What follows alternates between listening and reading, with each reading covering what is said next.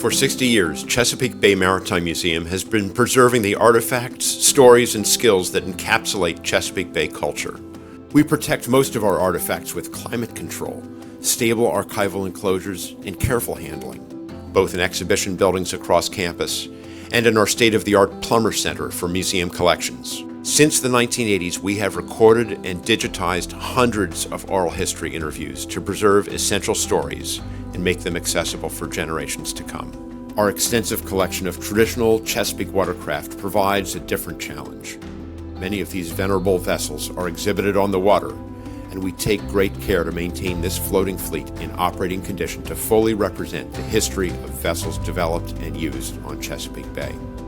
In the 1970s, we began building the infrastructure to conserve historic vessels in-house. First, a marine railway to haul vessels out of the water for routine maintenance. Then a boat shop to house more involved projects. And now an entire shipyard that continues the tradition of a working waterfront. Along the way, we've added an apprenticeship program to train the next generation of Chesapeake shipwrights, ensuring that the traditional skills needed to maintain these vessels endures as well. Back in 1976, our shipyard's first major preservation project was a rebuild of the last historic sailing log-bottom bugeye, Edna E. Lockwood. Nearly 40 years later, we took the necessary steps to preserve the queen of our floating fleet with the replacement of its original log bottom. This massive effort, completed over 3 years, illustrated both the ambition and talent of our shipwrights and apprentices. The project's successful completion remains one of our proudest achievements as the shipyard crew continues today to carry out our mission of preservation in full public view. I'm Richard Schofield.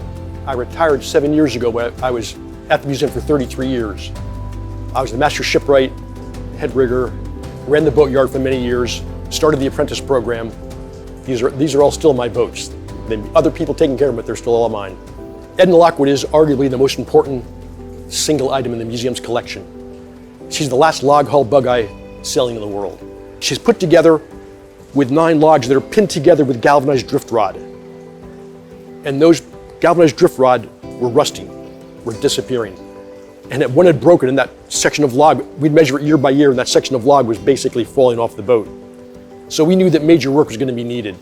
The early restoration was from the logs up. This was everything from the logs down. We took off the other part of the hull, the decks and all, put it aside, took the new hull, got it where we wanted it, and then put everything back together again.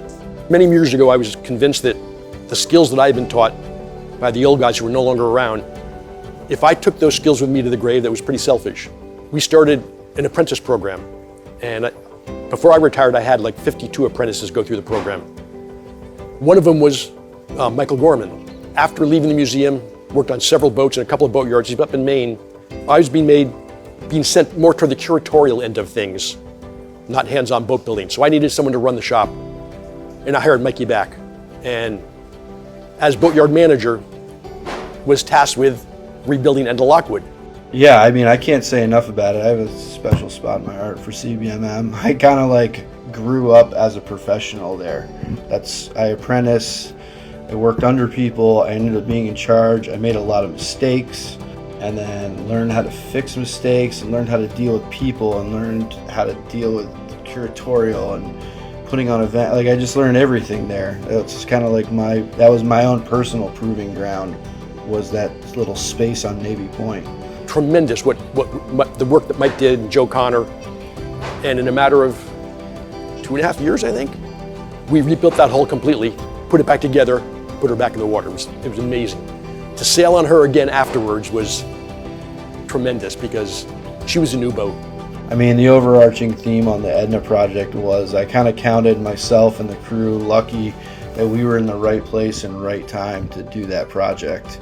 It was a big gift, and I never really thought of it as a job as much as just a really amazing opportunity that it's once in a lifetime.